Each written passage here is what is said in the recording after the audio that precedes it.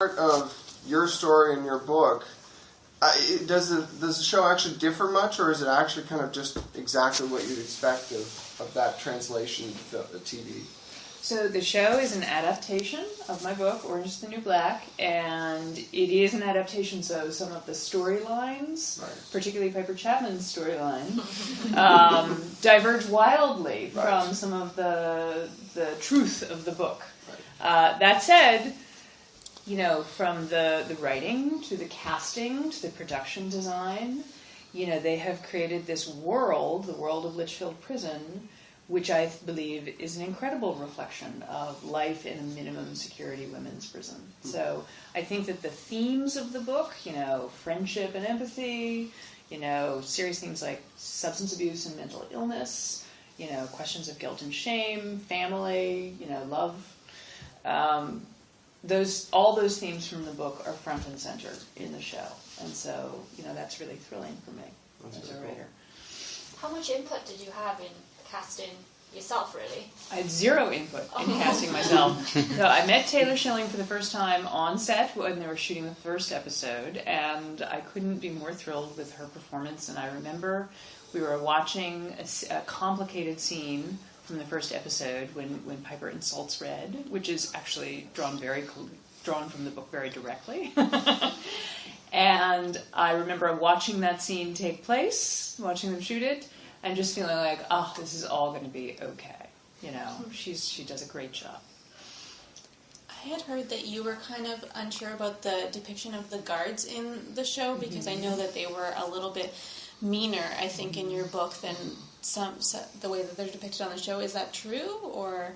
So I think it's really important to. I really thought it was important in writing the book to humanize everyone, to not demonize anyone, including prison staff. The prison staff in. I mean, I don't know if anyone's seen all 13 episodes yet. Okay, so there's some interesting twists and turns when it comes to the prison staff. They're. In reality, it's a mixed bag, like anything. Being a prison guard is a very tough and I think difficult and often unpleasant job. And there are a small handful of folks who really go out of their way to make life miserable for as many people as possible. The vast majority of people who work in prisons are just trying to get through the day. And then there are some people for whom, they really see the prisoners that they work with as human, and they extend, sometimes big acts of kindness and sometimes just small acts of kindness, but those really mean the world. They're really, really important. And those are definitely reflected in the book. That's true in my experience as well. Okay. The female bonding in the show seems to sort of happen pretty quickly, and that camaraderie seems to have formed. Mm-hmm. Would you say that's pretty accurate? And would you say you learned a lot about female relationships just from being in that scenario? Yes. I mean, I think I've never been incarcerated in a men's prison, so I can't comment on what that community is like and how it's different. But what I hear from people who have worked in both kinds of prisons, for example, is that women are very community-minded, even behind prison walls. And that is sometimes a difference between those populations. So, I attended a women's college when I was an undergraduate. And so, I often reflected upon the similarities and differences between going to, a pretty elite women's college in the U.S. and being incarcerated in a women's prison. There are some surprising similarities and also some dramatic differences, because as a society, we build certain institutions for certain people and we build certain institutions for certain other people. And I think that's a really intentional choice, and I think that's a reflection of some of the inequality that we see play out in the criminal justice system. How did you come up with the name? Is there a story behind it? The name, actually, sometimes when you write a book, the name changes in the process.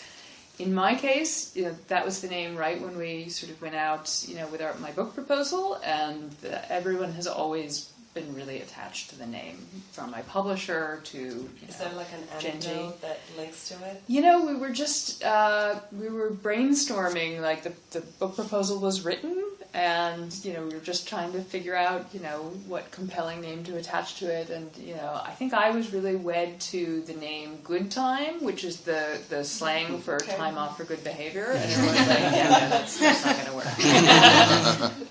So everyone, is there like a fashion reference in this, or well, in a way? the title Orange is the New Black is obviously sort of a cheeky reference to that classic fashion trope.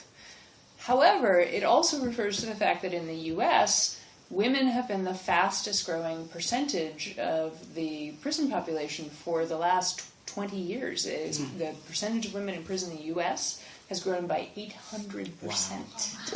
Yes, it's just very, very stark. So actually the title is also sort of a subtle reference to that. That more and more the person wearing an orange jumpsuit is maybe a woman. I read in your bio that it basically it was a 6-year process before the actual trial, actually took place. What was going through your mindset at that point, and what carried you through that? That must have been the grueling 6 years of your life. Yeah. Maybe even more than the actual sentence itself. I mean, they're very comparable in a different way. Yeah. So I was indicted. I found out I had been indicted in 1998, and I didn't actually walk through prison gates until 2004. Oh, okay. So, I would say that first year under indictment, but I knew that I would go to prison. Like, there was really not much question. Right. I spent a lot of that year sort of flat on my back, staring at the ceiling and going, my life is over. I've ruined my life.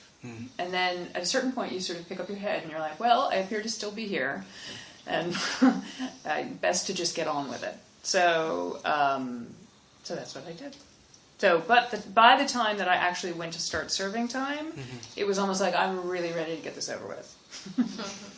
I'm really curious, what made you write the book, and the other stories that you've written for newspapers and publications? To me, it must have taken all bravery to write this into a story. And why? Thank you. Why? What made you take that leap? I came home from prison, so I formed these very strong relationships with the other women when I was behind bars, and I saw a lot of things when I was in prison which just struck me as powerfully, powerfully unfair. Not to me as a person, but much more broadly.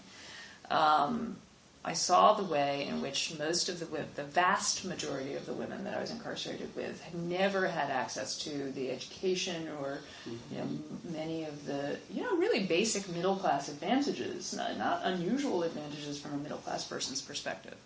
And then the criminal justice system itself treats people in very different ways. Different Americans are treated very differently by the criminal justice system. So, I came home, and what I found is that almost to the last man and woman, everyone wanted to hear as much about the experience as I was willing to tell, which got exhausting. So it seemed like the story had currency. Life in prison is very hidden from the public, very intentionally hidden from the public behind prison walls. So I thought that maybe by telling my own story, people might come away from it with a different sense, a different idea of who is in prison than conventional wisdom tells us, and why they're there, what types of offenses put people in prison, very different than I think what most people assume, and what actually happens to them there, which I think life in prison is very different, at least in my experience, than what is typically represented. So that's what I hoped for. And the show absolutely does that, I think. Viewers have to draw their own conclusions, but from my point of view, when I think about what I wanted to accomplish in the book and what the show does, I couldn't be more thrilled. Now, I can imagine that, spending a year in prison, you're trying to avoid conflict as much as humanly possible, Yes. but at the same time, for a television show, you can't have a comedy or a drama without some sort of conflict. Yes. How was it for you to to at least manufacture that kind of conflict to a certain degree, just in order to keep the story going? In the book, or watching them Both. unfold the series? Both. I think one thing that is interesting about a book versus a television show, in the book you are able to represent a lot of internal conflict, right? Mm-hmm. That simply, it's very difficult to translate in television, and also, you can't have an entire series about internal conflict. So Piper Chapman makes some really big mistakes that Piper Kerman did not make while she is locked up. And that's great because believe me, even though I didn't make those mistakes, plenty of people around me were making colossal, Right. conflict-ridden, choices. So, although Piper Chapman's storylines are not the same as my own personal storylines, I think that a lot of the conflict that is depicted in the show, is very realistic, ironically, Okay. even though it seems outrageous and provocative, like we expect from a Jenny Right. Kohan production.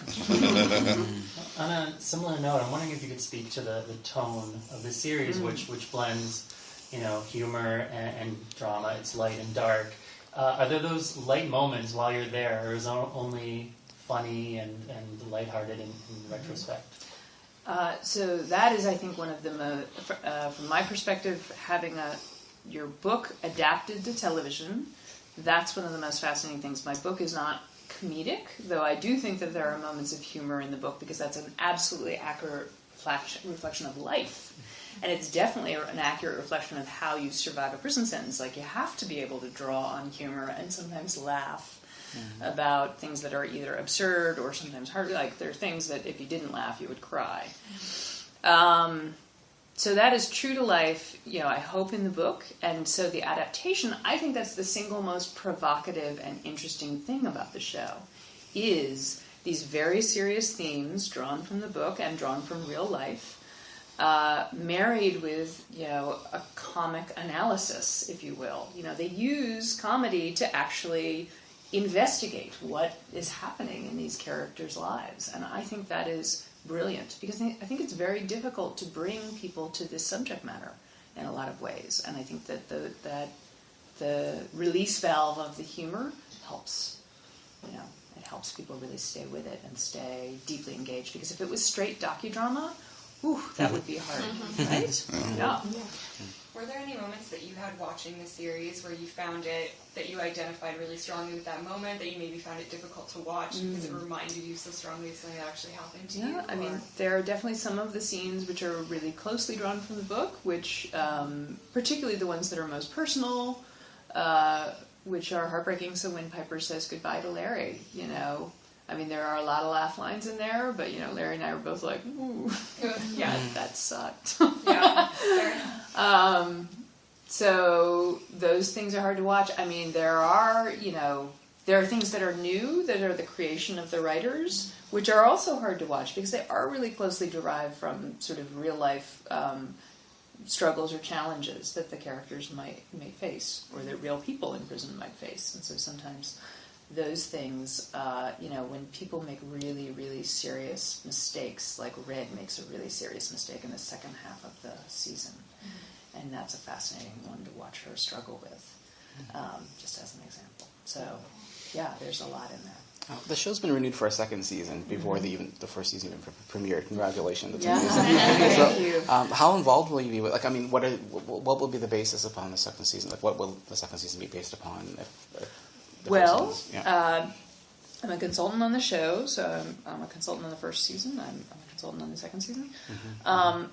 The show, again, so the show departs a lot from Piper Kerman's real storyline and some aspects of the book. But if you look at where that does map to the book, they only get about halfway through, if even that. So there's actually a lot of content in the book that they may be mining, that I'm quite sure they'll be mining.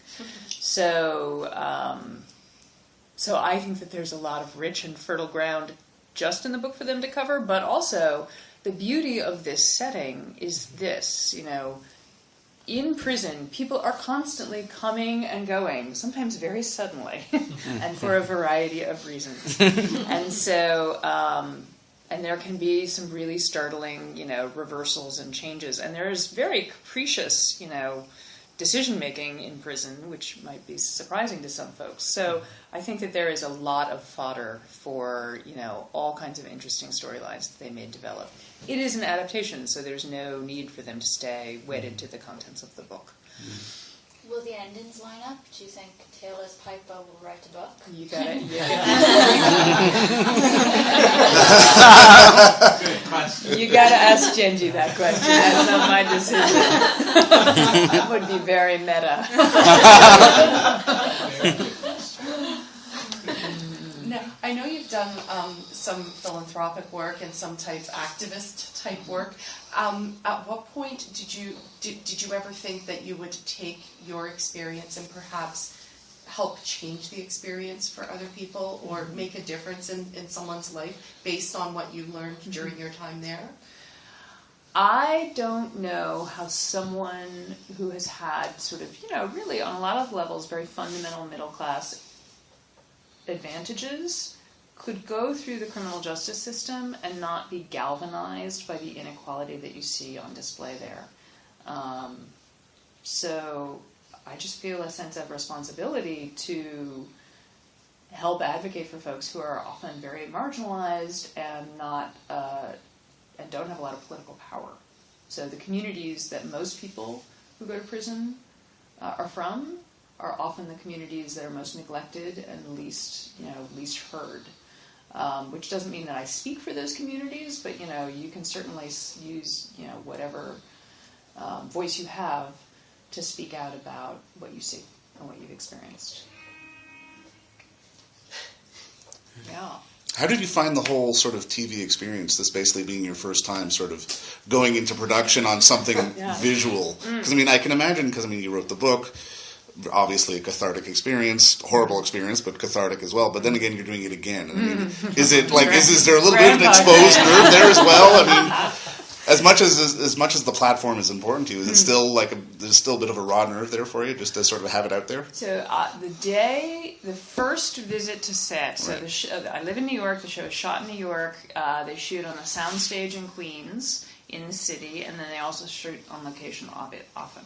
So that first visit, Larry came with me, and we went to visit them on set, and we both walked onto the soundstage, and the production team has done just a phenomenal job. I can't overstate, they were obsessed with mold and rottiness.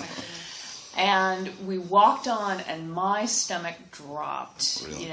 I just felt queasy because I've been in a couple prisons doing advocacy work, prior, but there's just something about this setting. they didn't set out to mirror Danbury. They did tons of research just about prisons in general. Right. But I just was like, whoa. The soundstaging contains the chow hall and some of the offices of the staff. It has the dorm. It has the showers, those disgusting showers. It has the visiting room, and Larry went and inspected the visiting room and was like, wow, they did a really good job. And for Larry, he had never seen beyond the visiting room, so he was sort of fascinated as well to look at all these, he had never imagined quite what the other side of the wall looks like. So that was a really strange feeling, a really strange emotional feeling. But, of course, you're just thrilled to pieces that they did such a good job. And then later I visited them on set, on location up in Rockland County, just north of New York City. They shot a lot of the exteriors at an abandoned children's psychiatric hospital. A dismal, dreary, so sad place.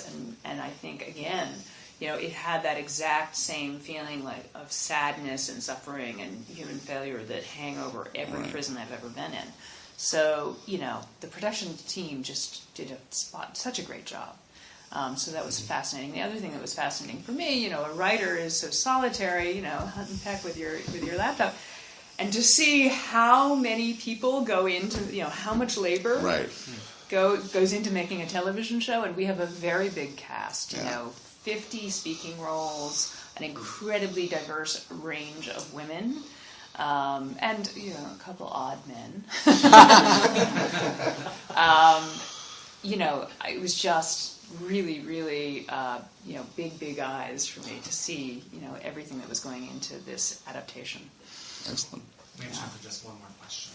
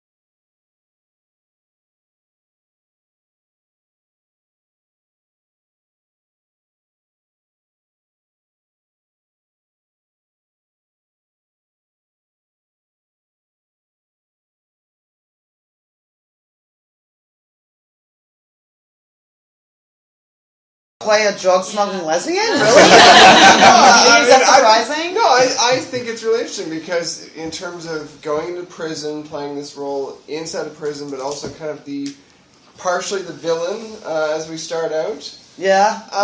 Did you research any of this before you got into it, or was it just kind of, I know who she is what she's going to be? No, I definitely did not. It took me a little bit to figure her out, but I also got this role on 14 hours notice. Because I was actually in Germany when whatever, it's a long story. But I basically got this role, and then they were like, in 14 hours you have to move to New York and go to prison. I'm like, cool. So, but in terms of the prep, honestly, I really just tried to, because it's not like I'm going to go method it out and go be like Daniel Day-Lewis in Europe and like, smuggle drugs, But, yeah, basically I just tried to like humanize her, I tried to just relate with her as a woman just going through all these things, and that's kind of how I always like to first get into my characters, like, okay, cool, how can I personally relate to this woman, and how could I humanize her? Because to play a manipulative, drug-slinging lesbian, I was like, what the hell am I doing? But it worked out, and it's great, and she's an awesome character, and she acts tough, but she's got a really... It's just her exterior.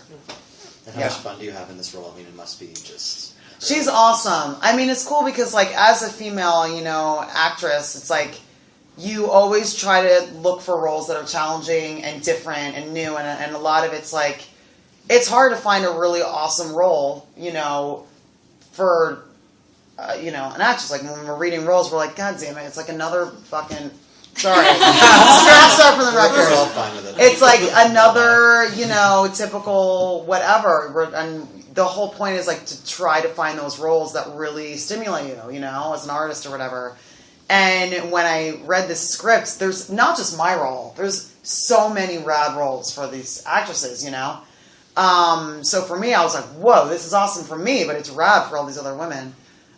So when I, read Alex, I'm like, whoa, she's just so cool, And she's like rockabilly and like tatted and like black hair and like, glasses and everything. I'm like, she's a badass. You're barely recognizable. Yeah. I know, dude. How cool. Take us through the physical transformation. Like, what was the process like getting you to have the look of Alex?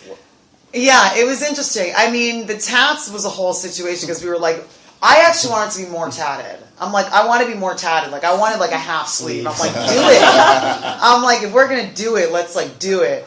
But Genji had a very specific thing of what she wanted. And it's funny because there's one tattoo that my makeup artist like, we hate. And Genji loved it. And I was like, Genji, really? Do I need to have that tattoo? And we hated it. And there's like this little tattoo of a woman on my arm. I had like this gorgeous rose. And then there's like this little like woman stuck in there. And we're like, Genji, really? And she specifically was like, no, I want that one. And we're like, fine. And every time, I'm telling you, every time we put that tattoo on my arm, it never wanted to stick on right. My makeup artist and I were like, it's because she knows we hate her. And we're like, every time this freaking tattoo is such a disaster. But I love my tattoos. I love the rose, and my favorite one was the salt over my shoulder. I love that one. But yeah, I mean, and the rockabilly look, it took a little bit to figure out, but once we got it, it was really cool. Because another thing that's so cool about the show is like we all wear the burlap sack uniforms, like the gross, like whatever, where we didn't even have to shave because you're not going to see anything. But the whole thing was like, how do we, all these women are such individuals and they're so different. It's like, how do we individuate, how do we kind of make each person like distinctive? And like, so my character's like, I would roll my sleeves up and like, I always had the black eyeliner that I would get through the barter system, and I always had my glasses. And then another character, she would like make her makeup with like Kool-Aid powder and, Vaseline, and like, cause her character always was like done, cause she ran the salon in the prison. And it's like all these cool little things that we would do to like make our characters individual. So for the rockabilly thing, we just knew that if I like had rolled up sleeves a lot and had my black eyeliner somewhat, we kind of keep a little bit of the rockabilly flair. But we mainly showed it in flashback. But yeah, we basically just kind of figured out, okay, what would Alex kind of do, and we just kind of came up with rockabilly stuff. Yeah. Oh, sorry. How did you find basically the Netflix experience? Because it wasn't 14 hours notice for a pilot and then sweat to get picked up. No, dude, it was like you're moving your life in 14 hours. Really? How was the experience? Well, just in terms of, I mean, going in knowing you've got a 13-episode arc rather than worrying about getting picked up or going to the next phase and that kind of thing. It's interesting. What's weird is like, okay, when I first got 70s, I didn't know what the hell was going on. I didn't know what a pilot was. I didn't know how much it means to go to series. I didn't know any of that stuff. Right. I didn't know the process of what it takes to get on the air and like keep the ratings and then your fans. And I had no clue because it was like the first thing I ever did. Right. Now that I know what goes into making a pilot, and then you have to keep it on the air, and then you have to get your fans, and then you have to like, you know, you're at the mercy of like the network, and like, oh my god, what the hell's gonna happen, you know? And I really am I've learned so much, and I've done so much awesome TV that I've been really fortunate to be able to do. I'm kind of at a point now where when I do a pilot or whatever, I'm kind of just like, cool, whatever happens, happens, you know? And then if it doesn't happen, I'm always confident in the fact that I'm going to pull in another role that's amazing, that I'm going to love.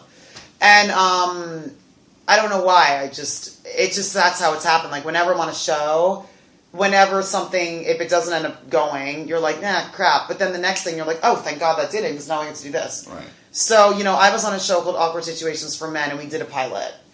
And it didn't end up going, but it was like this awesome experience. And then that ended, a week later, I ended up getting Are You There, Chelsea? Mm-hmm. And then I shot a season of that, and I was like, oh my god, this show's so awesome. I love it. It was so cool. I love playing Chelsea Handler. And then, you know, and then that ended, and I was like, oh, damn it. All right, you must let me live some, whatever. And then literally, immediately following that, you know, I like read this, and I was like, well, look, if that was still in the air, I couldn't have done this, which is so cool. So it's cool going into something knowing that you have the full season, right. But also I'm also kind of like doing a pilot now. I'm kind of like, I just really don't take anything too seriously until it's actually on and you're doing it. Right. And even then you're like, who knows? You know what I mean? Like my friend was on this show called 0 Hour, and they did like a whole thing, whatever, and then literally it gets on the air and then gets pulled after like one episode. And he calls me and he's like, what the hell just happened? He's like, my show just got pulled. And I was like, oh shit. So it's like, you don't know. Right. I just try to have a thing. I'm like, you know what? If it's meant to be, it's meant to be. You know? And that seems to work out for me. You must be feeling good now because you got a second season already. It's really cool. So far, it's really cool. And it shows that Netflix is really behind the show. And the other thing that is cool about Netflix is it's kind of like an HBO and a Showtime or whatever, where you don't have to worry about like this Nielsen box that's so like retarded anyway. But it's not about that. It doesn't matter. So it's like, you know, HBO has all these shows where like it's about the critical acclaim and whatever and subscriptions or whatever. Right. But it's like it's so vastly different than the network rating system. So it's kind of cool being on Netflix like that because they can get behind a show like this that's most networks would be terrified of this show. Yeah. They're like, women in prison? Hell no, we're not going near that. Whereas like Netflix is like, this is amazing, and then they make it and put it on the air, and everyone is like, there is nothing like this on TV. Like, thank you for doing this. And it's like, dude, Netflix got behind it, you know? Which is really cool. But yeah, so far so good. We'll see what happens. You mentioned sort of the challenging roles and how you're drawn to those, and you played Carlo Mocha before. Oh, Jesus, what? I know. Oh, my God! Yeah, dude! Toronto! You knew it was going to come up. Dude, oh, my God. You know what's so funny is the last time Sorry. No, girl. I went to Vancouver. I did a movie Vancouver, and I was like, at least it's not Toronto. Toronto are going to kill me. And literally, you're the first... Like, I just got here last night, and you literally just reminded me. I'm like, oh my God, Toronto. St. Catharines. Like, this is not good. Yes. Continue. Well, and playing a criminal in that capacity, anything that you learned from that is there anything similar to getting into that headspace as it was to getting into this character, or did you learn something from that role that you could have applied in this sense? Yeah, that role. Okay, this is for all the folks in Toronto. Here's the thing: I stand behind that role, and I stand behind the work. That being said, that role was right after I was doing like 70s for like a really, really long time. And I was like, you know what, I need to do something that's just so vastly different. Because the thing is, I never like to, for some reason, I like to constantly put myself in situations where I'm like, how the hell did I get into this situation? And then you figure out a way and you become a better person on the other way out. But it's like, when I was on 70s, it was funny, even in my last interview, even when I was on 70s, I was still in a class. And everyone was like, why are you in a class? Like, why are you in an acting class? You're on a show. Like, you've made it. And I'm like, no, like, it's amazing, but I always like to be constantly pushing myself. I never want to get complacent and comfortable in a role. I always want to make sure I'm pushing myself, to get better and grow and expand and everything. And when I read Carla, I was like, whoa, this is terrifying. I'm like, how the hell could these people ever actually do something this disgusting? And then I was like, as an actress, I'm like, I want to like portray this. I want to like play this girl and get into that headspace, specifically just to challenge myself. And it was insane. And then, when you read something like this, which is so awesome and new and different, Carla playing Alex is near in the realm of Carla Homolka was actually just an evil individual, and so was her husband. But Alex is, ultimately, she is a good person, and she is wrapped up in this whole world and everything. But Alex is just wily and smart, and she just does what she does to survive. And she even says, like, when she runs the international drug ring, but she's good at it. She's like, I'm good at what I do. And the other thing about Alex that people don't really realize is, like, she likes being in a position of power. She's in a position of power over Piper. And, like, we always talk about in any of the scenes, like, in the scene in the pilot where she's stripping for me, or in any of our, like, sexual stuff, I'm the spider and she's the fly. And I just sit there and I'm just like, you're going to do what I tell you to do. You know what I mean? And that was kind of our relationship. But Alex is also so in love with this girl, and Piper like ruined her, like totally like ripped her heart out. You know what I mean? So these are all things you learn as the show progresses. But it's like, it was interesting playing. So Alex just likes having that power and likes running this drug ring and having these girls be her drug mules. But it's vastly different from someone like a Carla Homolka, who actually was a submissive, completely under Paul Bernardo's thumb, and like just a complete submissive to him. And it was weird. But I mean, that was a really interesting role to play. I was like messed up when I was doing that role. It was weird. Because imagine trying to get into that headspace. I was just like, this is gross. I'm like, I'm like crying, gave him the shower, like, I got this roll off of me. But I'm proud of it. Totally. You mentioned Alex she likes to be in the position of power. But there's one moment in one of the early episodes that I noticed where Piper's kind of like, well, I'm here because of you. And your character says, well, no, you played along. You enjoyed yourself. So she's kind of... are there any type of... Because up until that point, I was not rooting for your character. And after that point, I'm like, no, I see another side. I can't wait for you to keep watching. Because here's the thing, too. I'm so sorry to cut you off. Please remember what you were saying.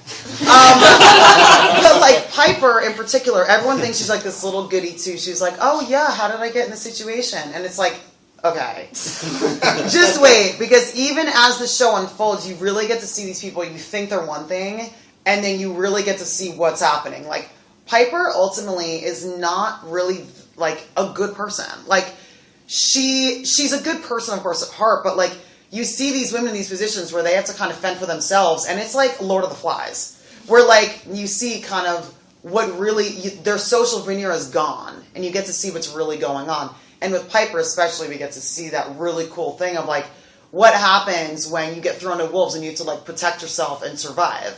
And you get to see, like, what really happens. It's so cool. But it's rad because at first Alex is like that, and then you really start to see that Alex is actually kind of rad and, like, caring, Anyway, continue. What I was going to say is, is there a possibility for more moments like that where Alex is kind of the person who puts her fellow inmates and her friends that she's made in prison, or her alliances, the person who kind of helps them come to terms with who they really are and not trying to pass the buck or pass the blame? Yeah. Well, that's an interesting thing because the main thing between Alex and Piper is that Piper never takes responsibility for anything. And Alex is all about like, no, you messed up, you did this, take some responsibility and be a man, so to speak. Like, be a woman, like, take some responsibility. And Piper never does. So that's an interesting part of the relationship, and that's something that unfolds also more as the series progresses, is that you learn that, like, Piper always just passes the buck, and Alex is like, no, that's not what's going on. Why don't you actually look at the facts and not live in your la-la land, because that's not what's happening. But Alex does tend to make people actually face facts, and that's another the cool thing about Alex is Alex is like, this is who I am, I'm not ashamed of it, and this is what's going on, and she does tell it like it is. Which is interesting. She's rad, man. She's a rad chick. In a recent interview, Genji was saying that she constantly wanted to push the boundaries on the show, especially when it comes to sex. But she said the thing was holding her back. It's not necessarily production value or the network, but she didn't want to push. She couldn't push actors and actresses to exactly where she wanted to go. She pushes it pretty far, dude. Well, was that your experience, and what was the most challenging thing about it? Here's the thing. For me, in general, like, doing nudity in general as an actress, I never wanted to do nudity, okay? I'm just like, I'm not doing nudity. And it's funny because I've had the same manager for 14 years, okay? And he knows me, like, unbelievably well. And for all these years, I'm like, I am not doing nudity, unless it's like something like Dangerous Liaisons. Like, Dangerous Liaisons, I'm like, Uma Thurman's naked, I'm like, she's an awesome actress. I'm like, this is great, and she's showing him stuff, like, whatever. For some reason, when I was a kid, I was like, as long as it's like Dangerous Liaisons, I'll be naked. I don't know why. So then for years, like, every time a script would come around, because as an actress, we're constantly faced with this decision. Every time a script would come around, I'm like, is it Dangerous Liaison? He's like, nope, not doing it. For like years. Cut to like 2 years ago, or a year and a half ago, I get a movie that came across my desk, and my manager's like, okay. He's like, Laura, there's nudity. I'm like, pass. And he's like, hang on. He's like, the director directed Dangerous Liaisons. Lock it up. So then I read it, and it's a movie called Lay the Favorite, and directed by Stephen Frears, who directed Dangerous Liaisons. And there's a scene where I'm topless, and I was like, okay, cool, this I can handle. So then, then this comes around, and again, they're like, there's nudity, and not just nudity, you're a lesbian, and not just a lesbian, you're doing like crazy sex scenes with people. And I'm like, okay. And then I read it, and I was like, wow, this is really amazing and awesome. I was like, damn it. I'm like, I don't know about the nudity. And then Genji and I had a really long conversation, and she's like, listen, it's not gratuitous, it's not, blah, blah, blah. It depends on the actual thing. But in a women's prison, they walk around naked. It's like, this is a pair of breasts. It's like, whatever, You would look weird if you're hiding behind, those bathrooms have no stalls in them. It's like, it just is what it is. So that's in terms of the nudity. It's kind of like, as long as it's not gratuitous, it's okay.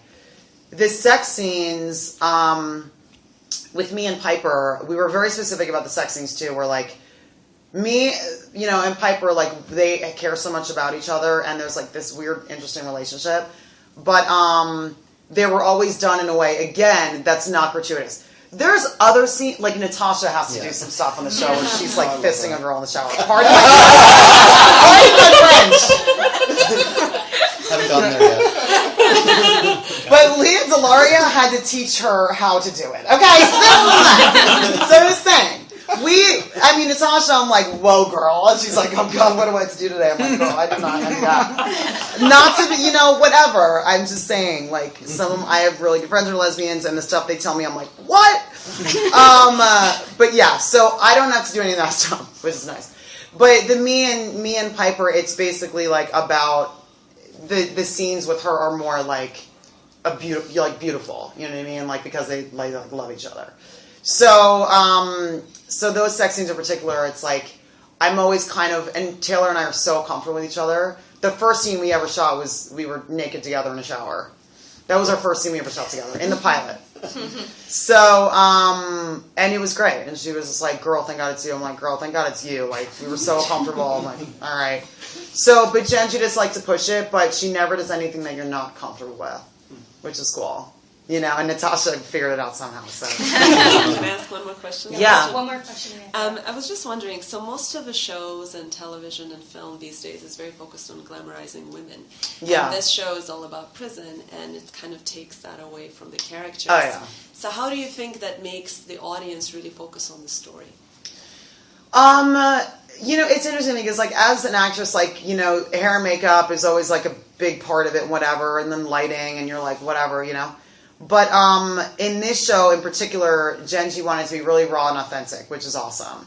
So much so that we would go to set, and if you have, like, a zit or something, you're like, can you cover it at least? Like, come on, or if you, like, have a restless night of sleep and you show up with bags under your eyes, you're like, this is great. And you're like, accentuate it. You're just like, awesome.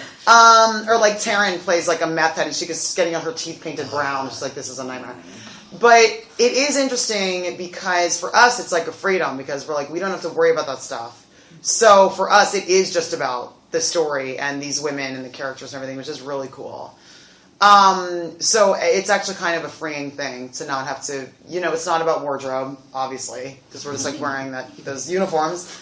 And it's not about hair and makeup and looking, I mean, some of the character, like Laverne, plays a character named Sophia, who's like all about her hair and makeup because that's part of her thing, and part of her storyline is that, what's cool is these women, they're very inventive and they're stripped of their essentials. They're stripped of everything. They're stripped of like, not essential, they're stripped of their luxuries in life. So when they're in this prison, they have to be really inventive to come up with things. And Laverne basically makes her own, like, thongs and makes her own, like, sandals and figures out a way to tailor her uniform so she looks a certain way. It's like, they kind of figure it out. But I personally think it's cool to not have to worry about all the hair and makeup and stuff. And you just know that you're just going to look...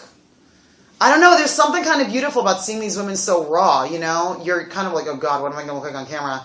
But then you're kind of like, who cares? It's like, it's about the work and it's about the realness of it. So it's kind of cool. I say that now. I haven't seen all the episodes.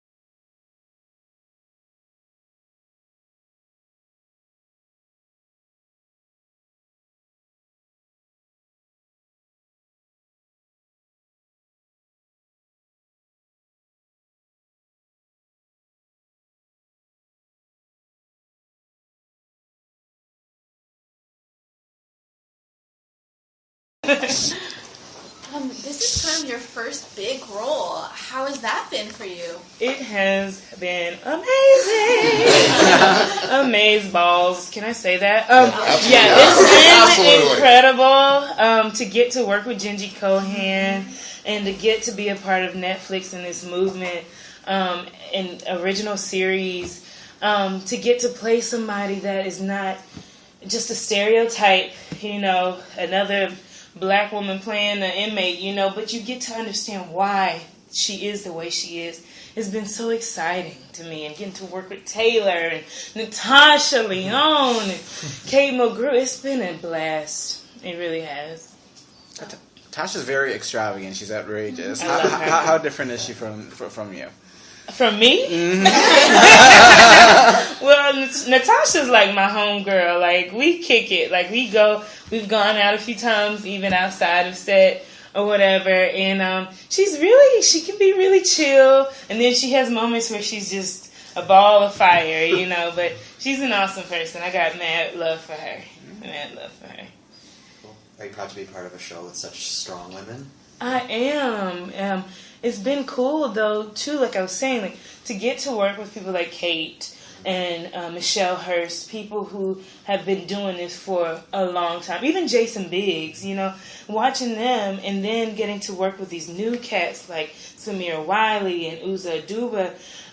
It's been cool to learn from both, and a lot of times on set, we don't even stay in our dressing rooms, really. Like, we are on set watching each other work, and when we have the scenes when we're all together, there's moments where we literally have to remind ourselves, okay, we need to be professional, because we're having so much fun, and I've just really learned a lot from watching these women, and I'm so excited about season 2 coming out. Yeah. It's going to be fun.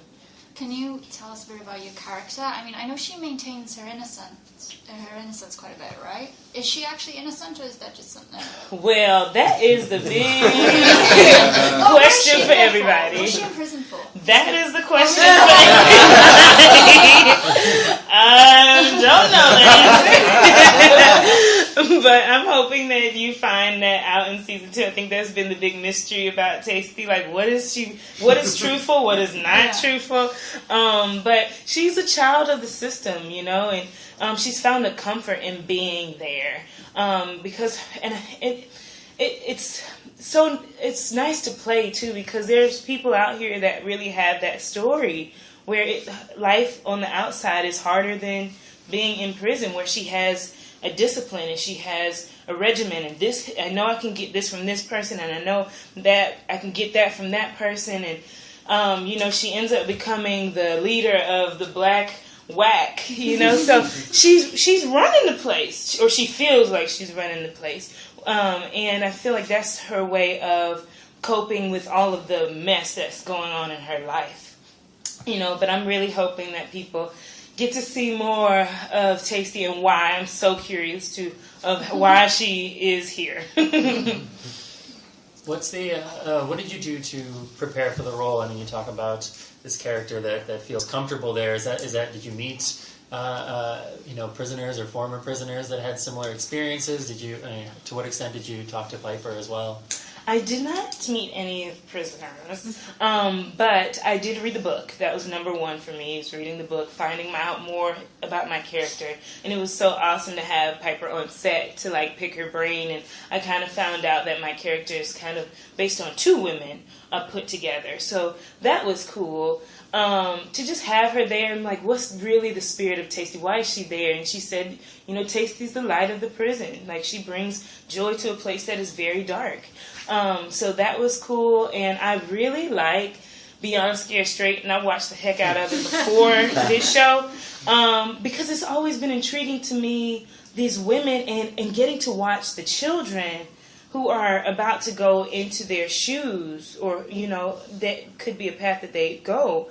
So getting to see a journey, you see where it starts and where it finishes. So that really helped me when it came to developing Taystee, someone like you said, who has this innocent spirit about her, but she's been around,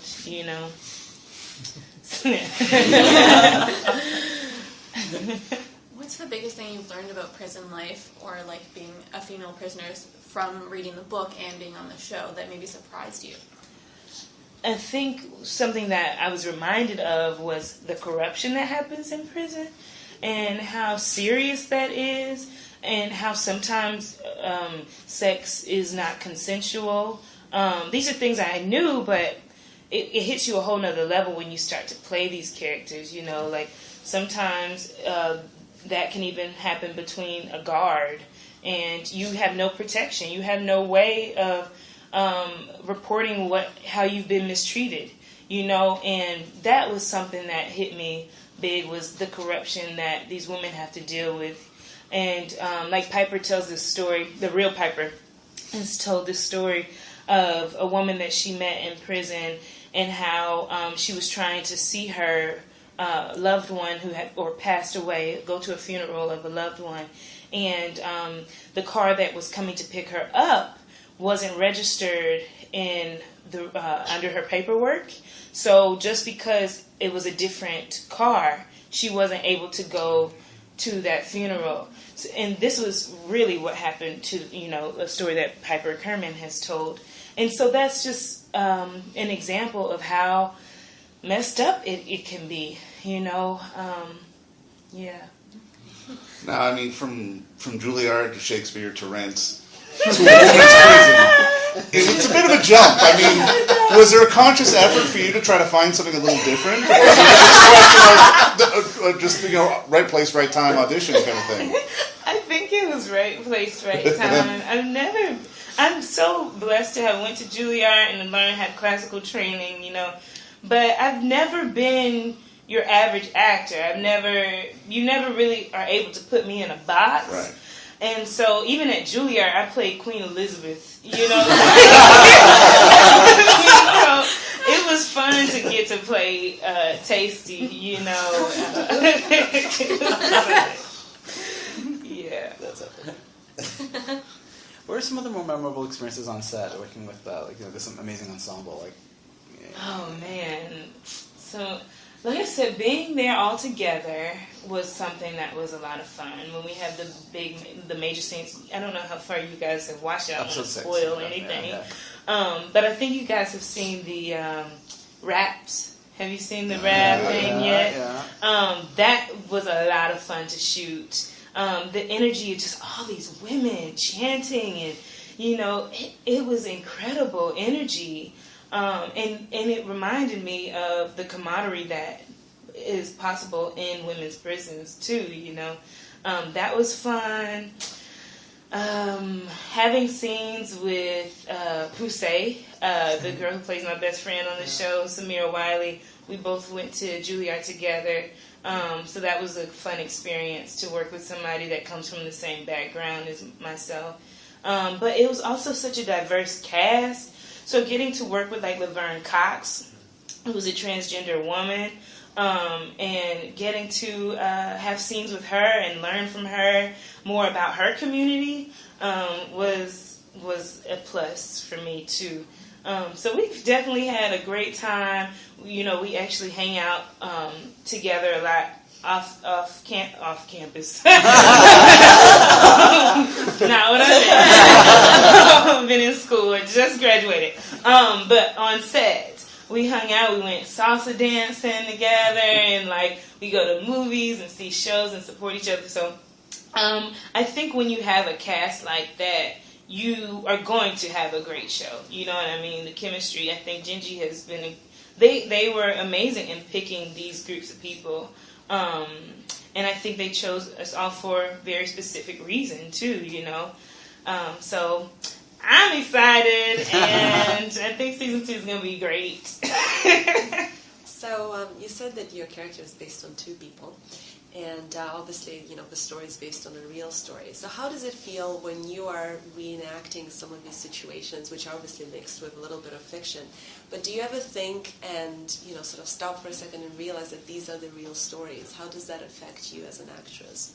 I think that's the only way I look at it right now, is that these are real stories. Even if the stories are manipulated, that's the only way I can look at it, is because I'm coming from a place that's rooted in truth. That's my job is to be as honest as I can be, and I know that there's someone out there that is dealing with this situation, so I can't come out here, BSing. I have to bring my A game, and there was another part I wanted to talk about. Oh, that it reminds me too of when I'm acting that these women aren't just the numbers, on their badge. These are real women. They were someone's mother, someone's daughter, and that, like our slogan says, as cheesy as it says, as cheesy as I'm being right now, every sentence has a story, and I hope that people can relate to it, because these women, their flaw is just put on blast. But we all have our things that we're dealing with, whether that's emotional, physical, intellectually, mentally, spiritually, whatever it is. We have our own things that we're dealing with, and I hope that people are able to relate to it in that way and remember that we all could be in a situation similar to that if we take a wrong turn. So remembering that always brings me to a real place when I portray Taystee. Thank you. And you said you hang out with, is it Uza? I don't know. Uzo Aduba. So what's she like? Crazy eyes. Crazy eyes. She is amazing. Getting to watch her on set and then hanging out with her off of set. She is such a beautiful spirit. I wish you all could meet her, and I hope that you all do meet her. She is such a beautiful spirit. She's so super talented, so giving of herself. That's my sister, like, for real. And but is it like night and day? Is like her? It is so night and day. It is so night and day. She is nothing like Crazy Eyes, and Crazy Eyes is one of my favorite characters. Yeah, she really has brought something to it that is very unique, and I think she'll be cool with me saying that when she auditioned, she didn't actually even audition for Crazy Eyes. She auditioned for another part, and they were like, "No, that's not it. You're this." So what she's brought to it is so unique, and it's so exciting to see someone. You don't see someone like Crazy Eyes, ever. Ever. And a lot of these women, you don't see someone like Big Boo. In Pennsatucky, who's played by Taryn Manning, is a beast. Like, she's killing it. She's really killing it. So, yeah, Crazy Eyes and Uzo are nothing alike. How was it for you to be able to sort of evolve the character? Because, on stage you take it from A to B, but here you don't know where your character's story is going to go yet. How was it for you as an actress to sort of dive into that for the first time? And did anybody take you under their wing with so many TV veterans on yeah. I definitely think a lot of them did. Kate Mulgrew, she can seem very intimidating at first, but she's very warm. And I asked her one day, we was doing, I can't remember what episode, I know it was a Nick Jones episode, the chickening. We were out there about to chase a chicken, and I was like, she's sitting down, and I was like, you have any advice you would give a young artist? And she was like, stay truthful to the work. And she said to do the work. Right. And so she's someone I've been able to confide in. Natasha Lyonne definitely is someone that I followed her career before getting this job. So to be able to pick her brain was awesome too. You asked me another thing too. Well, just in terms of the character, because your character, you don't know where the story is going to go. When you're on stage, you know where your character is going to go, but here you don't. So. Yeah, it was challenging in that way. Being that I haven't done too much TV yet, so I'm used to that structure of theater where I can come back the next day and I can change something that I didn't like before or whatever. But in this form, you have to come you have to make choices fast, and you have to make smart choices fast. You don't have much time to waste. And so that was something that was the challenge, and I had to learn. And it was crazy for me because I always thought that with TV, you have to be small for the camera. And Michael Trim, our amazing director, was like, give me more. I want more. And I'm like, are you serious? I just jumped on the table. And he's like, yes, give me more. And it was so exciting to have that freedom, too, which is similar to the theater, I think. Yeah. So I definitely have learned a lot from working on this project. And being that, being that we got to shoot it straight, almost like a 13-hour movie. Right. So it wasn't like I did a scene here and then 2 months later I did a scene again. I got to soak up all of it at one time. And you kind of really get to see where the story is going quicker than I think you normally might in TV. So that was cool too. Excellent. Piper talked about the fact that when she walked into the set, it was so realistic in terms of what she experienced. Can you talk about being on the set? What was that like as an actress to be on this very realistic prison set? It was crazy. I think the most shocking thing to me was when we were not in Queens at Coffin, but when we were at an abandoned children's psychiatric ward. That was crazy because I think it was the exact energy that we needed for a show like this, you know. And they did make it very realistic. The bars that you see on the outside and the cafeteria, and it was very realistic. You know, I haven't ever been to prison, so I can't compare it to that. But I think being out there in that children's psychiatric ward was the thing that set it in for me. Like, ooh, okay. This is the smell, and you know, and it was abandoned, so you still see crayons on the floor, and you see like paintings of you know, hand fingerprint paintings that kids did, you know. So I think that was something that reminded me of, okay, this is real, or you know, somewhat real. How does that affect the performance? Does that change it for you? I think it feeds us. You know, I think it definitely adds to the fire. To be in a place like that, it does. It definitely adds to it. And it was a different director every episode. I know Jodie Foster directed one episode, Andrew McCarthy from Pretty in Pink. Yeah. What was that experience like? It was nice having them because they know the lingo that actors are they enjoy, that we like.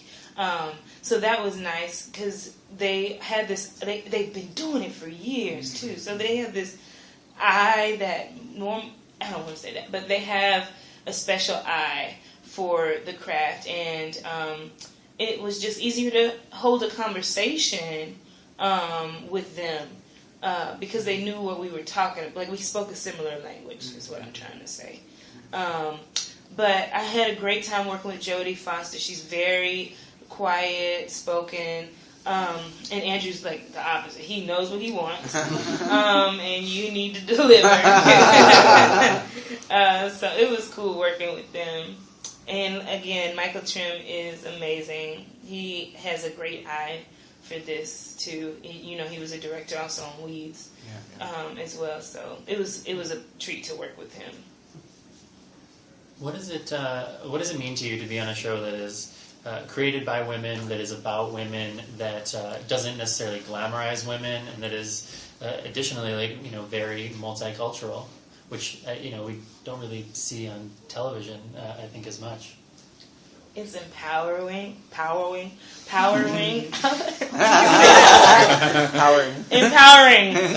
It's very empowering and refreshing, and it's for my first major project. I am so thrilled to have been a part of this. You know, I think women are really shining now. Not that they didn't have that spark before, but women like Gingy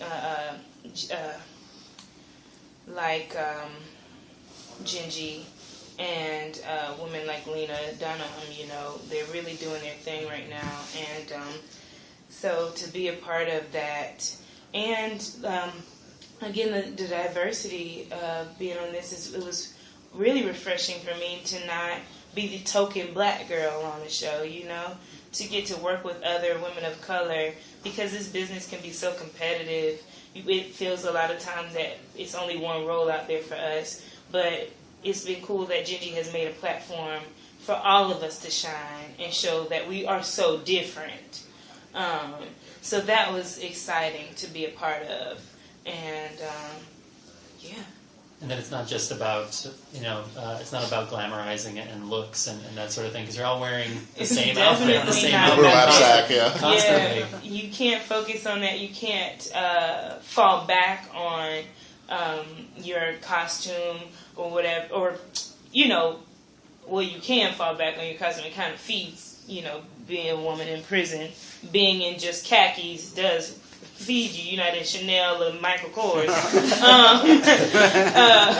But it was. I personally thought it was cool to not have to worry about makeup and not have to focus on my hair. It was funny because you actually leave the set having to do your hair and having to put makeup on, for your next engagement. But I definitely felt that, I use that word a lot, definitely. Anyway, I do feel that it was refreshing to not have to focus on that, and I definitely feel that it fed my character to do that, to be in just khakis. But it was also fun when you have flashbacks, too, to see what their vision of you is outside of prison. It was interesting to find out, too. We have time for just a couple more questions.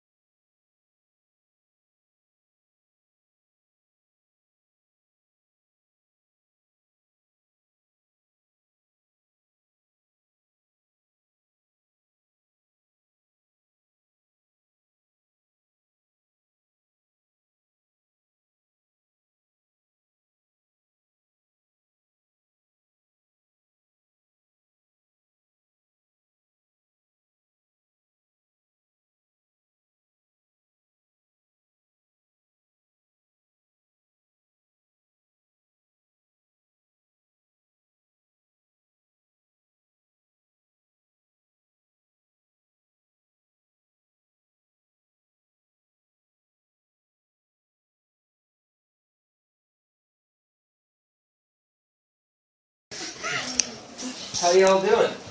We are well, sir. I'm not leaving because of you. Quite the I'm entrance. talking later. Oh. Alright. Yeah. Are you No. You guys okay if I record this?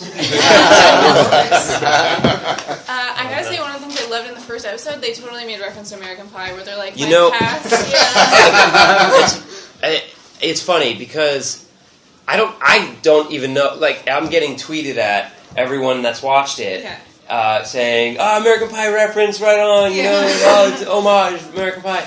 And I'm like, I see that. I know exactly what they're talking about because I thought about it when we filmed it, but I neglected to ask if it was intentional or not. So I actually have no idea if it was an accident or if it was intentional, because I honestly think it might be an accident. Like, I don't know that it was an intentional homage. But the truth is, I don't have the answer. Okay. And I'm gonna find out, because a lot of people are asking me, and I'm like, I gotta ask Genji.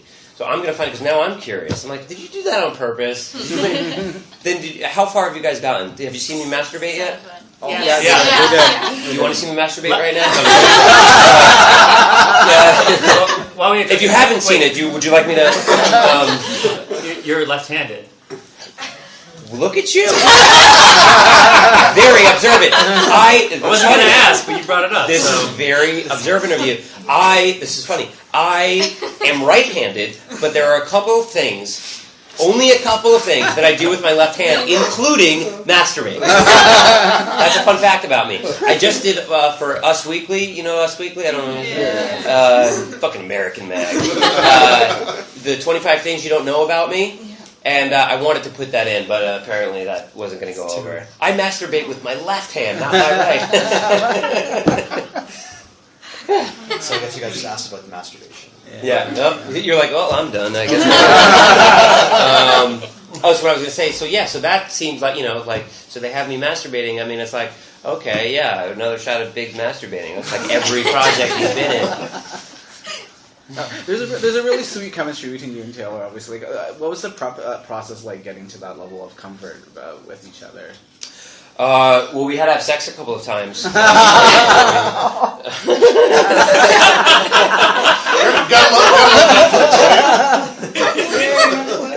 Funny.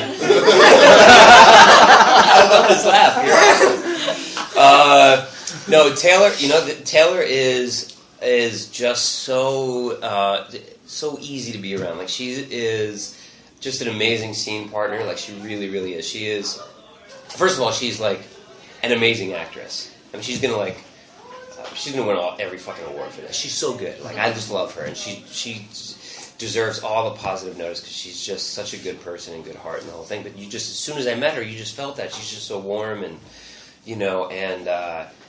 and welcoming and unselfish and complimentary. She's she's really present.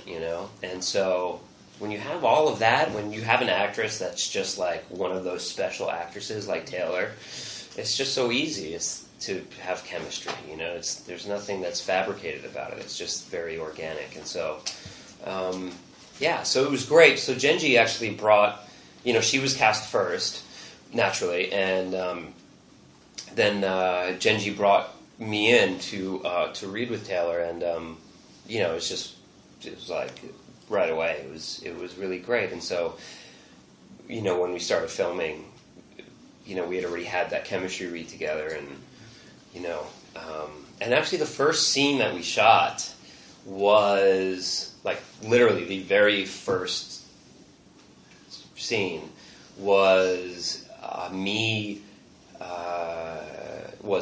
dropping her off at the prison. And saying goodbye, like hugging her and saying goodbye specifically, not just like the driving shot or the thing. Like the shot that was my first shot was like hugging her and like getting choked up and saying goodbye to her.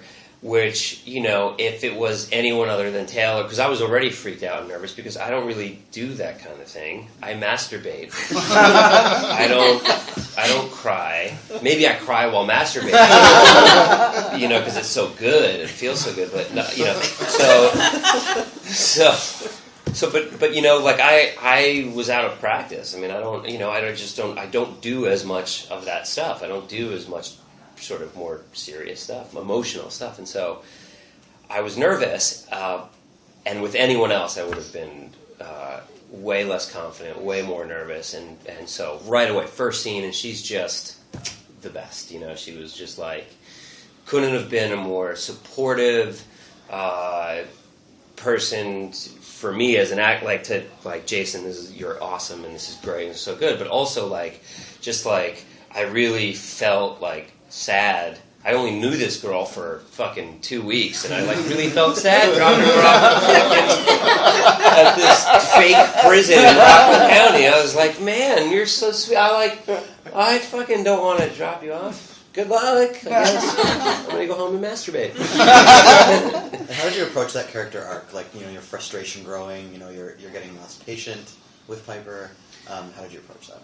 Yeah, it's that's my favorite thing about Larry. I mean, that's because when I first read the pilot, I don't, and even the writers in Genji. I mean, I don't think they fully knew exactly how it was all going to play out. They were still sort of figuring it out.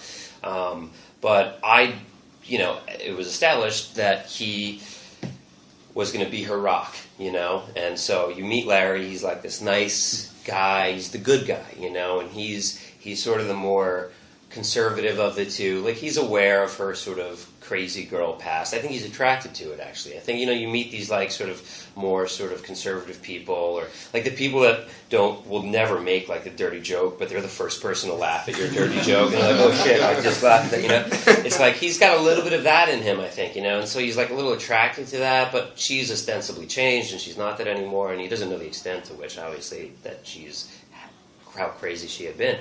But, basically, he's going to be her rock, but we knew that, over the course of a season, one of the things in play for the series would be the strain on their relationship. And a consequence of her being away physically is just, there's obviously something to play with, but emotionally, where does that leave Larry? How much of a rock can he be for her over this 15-month period? But also introducing Alex into the mix in the prison. What does that do to the whole scenario? I don't know how much you guys have seen, so I don't want to give too much away. But it's he's tested. The whole thing gets shaken up. So for me, I was just in terms of approaching it, I was just there was really no, I guess. It wasn't very calculated. It was just I knew that his foundation was going to be rocked. I mean, it is right away. I think Larry, he was more rigid. He probably was planning on proposing in 6 months, and then all of a sudden she's going to prison. He's like, fuck, when he's like, this throws everything off. Son of a bitch, how do I do this, And then he hears that Alex is in the prison. He's like, oh my god, this is going to throw everything off again. How do I keep this shit together? And he's trying so hard to keep all of this stuff together, and it's all unraveling around him, and then he kind of starts to unravel. That was sort of how I sort of saw the big picture of it all, and that was sort of it, Did you meet the real Larry, and if so, did that affect how you played the character? I did meet the real Larry, and he's a real asshole, so I was like, no. I don't want to lose that many fans. No, he's a really cool guy. He's. Did you guys talk to Piper yet? Yeah. So. Good news for me is that they're still together, so hopefully I'll make it through. I won't be killed off right away. Yeah, he's an awesome guy, and I didn't get, I only met him a couple of times. I mean, the truth is,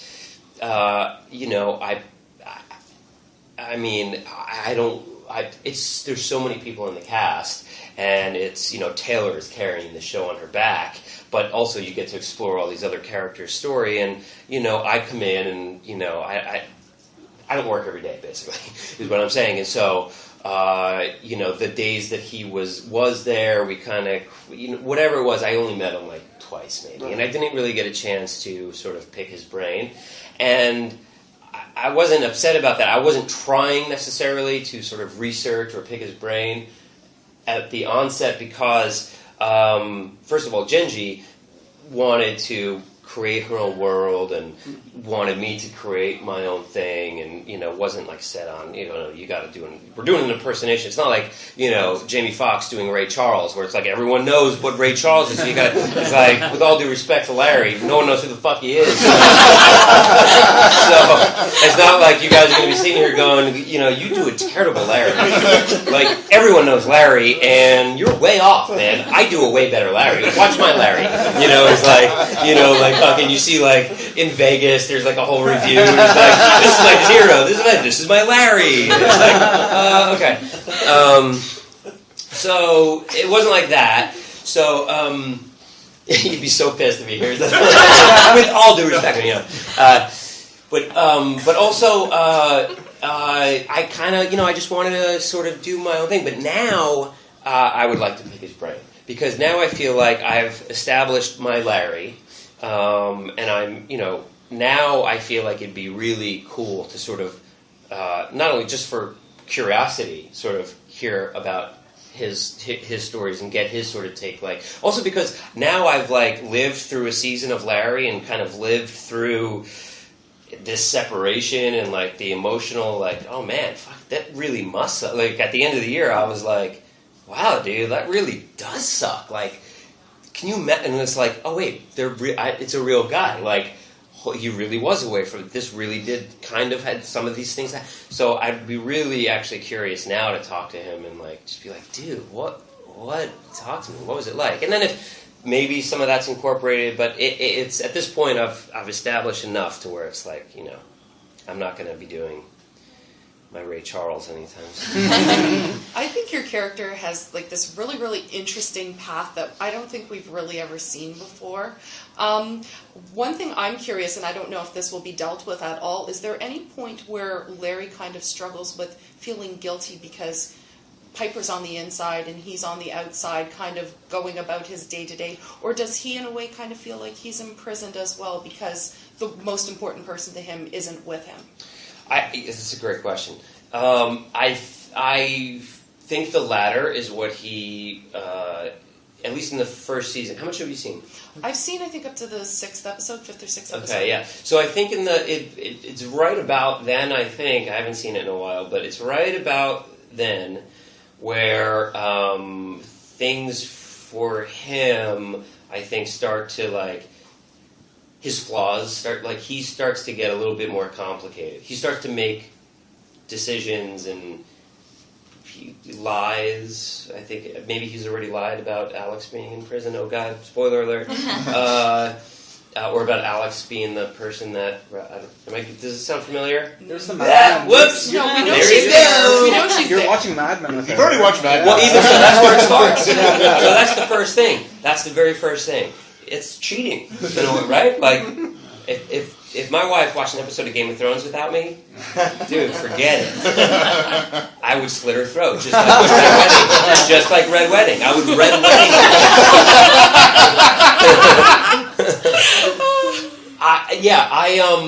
I think the way I've seen it and the way the way I think it's been written has been more the latter. He feels like a victim as well. He feels like he's in a prison. And it comes up where he even says as much to Piper, where he expresses his frustrations with the whole thing, and she's like, oh, really? Because I'm in fucking prison. And it's like, there's that sort of additional strain on the relationship where it's like, look at, this sucks for me. Yeah, well, it sucks for me more. Well, it sucks for me too. I didn't do anything. Well, fuck you, I'm in prison. It's like, that's a real, like, thing. And so that definitely happens and comes into play. I think he really feels like he's, it's also, I think, kind of a metaphor, and it's a theme of the whole thing, is like everyone's, the prison of everyone's life, and, just what does prison mean and all that stuff, and blah, blah, blah, blah, blah, blah. But yeah, but in terms of the first part that you said, where sort of, the guilt of he does have that as well, because actually he does. no, that's played as well. There actually is a great moment where, God, do you care if I just thought, fuck it, you're gonna watch it anyway, right? Yeah. Where he has something exciting happen, and they're celebrating. I'll be very vague about it. And he doesn't. The fact that he can celebrate, it's a very uncomfortable thing for him. It's like, wait a second, I'm really happy, but that feels so fucked up that I'm happy for myself. So selfish, so fucked up. I'm here drinking a beer, I'm in a bar, my friends are here patting me on the back. That's fucked, It's like she's in there, like, not doing any of this. And then it's like, am I allowed to be happy? And, so yes, there is guilt as well. That's a great question. What does it feel like to be in a cast of really strong and powerful women, and then to be that supportive and sweet guy? I feel like that's kind of a reversal in general, just about gender stereotypes. So, what does it feel like just to be like the sweet guy in terms of all these like strong women, and to be married to a strong, or the fiance of a strong woman? Yeah, it's simply, it's awesome. Like because I just feel like I'm part of something that doesn't fit into a specific mold, like Genji. That's all, Genji, Kohan, just. I mean, going back, Piper has this incredible story, and she wrote this great, great memoir, and then, but Genji has a way of creating a world for viewers to see that is like just different than anything else out there, and. It's like you think about a prison show. You go to a prison show, you think immediately, before this, you would immediately think, you would picture men in prison. You would picture men in their prison jumpsuits, without a doubt. Right? Even before Oz, you would. So I got an idea for a prison show. You'd be like, okay, what guy's the main lead? And it's like, it's just turning it all around. It's like, I'm part of that. Like, it's cool. It's like, oh, cool, I'm playing it's all, and because this is a kind of a different role for me, and I get to do some different things, and it's more, it's just more, it's very human, there's more character-based, and Netflix is doing that. That's the other thing. It's like Netflix is making, it's just an exciting place to be. They're making awesome products. They're, like, doing, character stuff, and it's, like, character-based stuff, and it's, yeah, no, it's great. I mean, yeah, the women in the show, I mean, you just talked to one of them, right? Danielle, it's like, they're all so beautiful and different and unique and cool and human. They're all so, like, real. It's